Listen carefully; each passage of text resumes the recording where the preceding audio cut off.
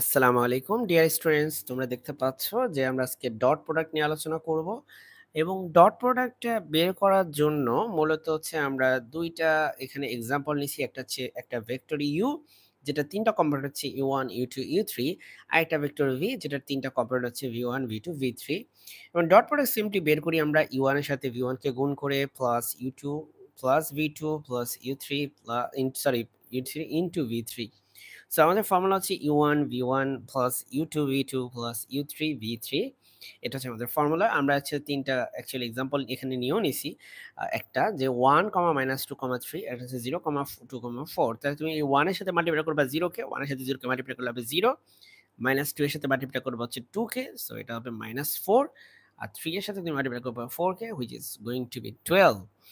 12 minus 4 মানে হচ্ছে 8। 12 minus 4 মানে হচ্ছে 8 হবে এখানে ডিয়ার স্টুডেন্টস। তোমরা বুঝতেই পারছো যে তার মানে এখানকার ডট প্রোডাক্টের ভ্যালুটা হচ্ছে 8।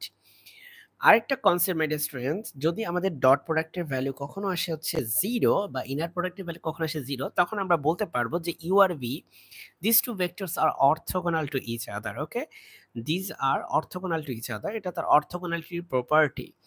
অ্যাঙ্গেল বিটুইন টু ভেক্টরস, এটা যদি কখনো তোমার পরীক্ষা আসে যে দুইটা ভেক্টর মাঝখানে অ্যাঙ্গেল তুমি কিভাবে বের করবা, সেক্ষেত্রে ডিয়ার স্টুডেন্টস তোমাকে প্রথমে তাদের ডট প্রোডাক্ট নিতে হবে। ডট প্রোডাক্টটা এই যে তুমি জানো যে এভাবে নিতে হয়, আর এখানে হচ্ছে সেটা ইকুয়াল টু হবে ইউ ভেক্টরটার হচ্ছে নর্ম এবং ভি ভেক্টরটার norm into cosine of theta, যেখানে থিটা হচ্ছে এই দুইটা ভেক্টরের মধ্যবর্তী কোণ বা angle between this two vectors. যেখান থেকে তুমি চাইলে এই যে cos থিটা ইকুয়াল টু লিখতে পারো ইউ আর ভি ভেক্টরের inner product divided by u ভেক্টরের নর্ম ইনটু ভি ভেক্টরের নর্ম।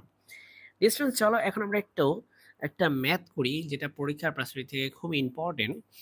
তো আমাদের ম্যাথটা হচ্ছে টু ভেক্টরস, আচ্ছা আমি একটু রিয়ারেঞ্জ করে নিই, দাঁড়াও। ওকে, আমাদের ম্যাথটা হচ্ছে two vectors u and v are said to be orthogonal if u and v এ দুইটা ডট গুণফল যদি হয় 0। এটা আমরা আগেই জানি যে দুইটা ভেক্টরের ডট গুণফল 0 হইলে তাহলে সেই দুইটা ভেক্টরকে আমরা বলতে পারি যে তারা হচ্ছে কি, সেক্ষেত্রে তারা হচ্ছে অর্থোগোনাল। এটা আমরা বলতে পারি, এটা আমরা আগে থেকে জানতাম, তাই না? এখন আমাদের যে এক্সাম্পলটা সেটা হচ্ছে check whether the following vectors are orthogonal. এই দুইটা ভেক্টর কি অর্থোগোনাল নাকি এই দুইটা ভেক্টর অর্থোগোনাল, চলো আমরা একটু দেখি।